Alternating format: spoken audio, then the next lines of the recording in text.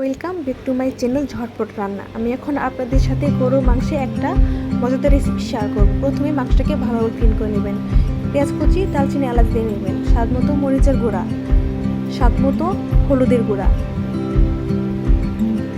স্বাদ মতো ধনিয়ার গুঁড়া, স্বাদ মতো জিরার গুঁড়া, সাথে অ্যাড করবেন লবণ, তার সাথে অ্যাড করবেন আদা বাটা, পেঁয়াজ রসুন বাটা।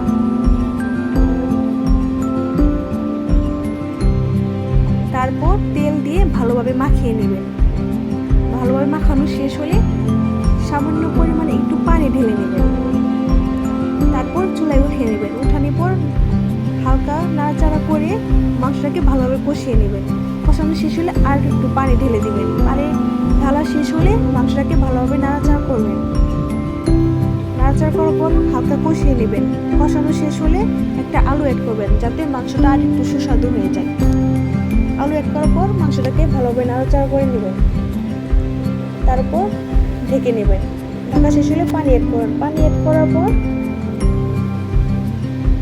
নাড়াচাড়া করে আর একটু পানি অ্যাড করে মাংসটা ঢেকে দেবেন। এই তো হয়ে গেল আমার অনেক সহজ এবং সুন্দর গরুর মাংস রেসিপি।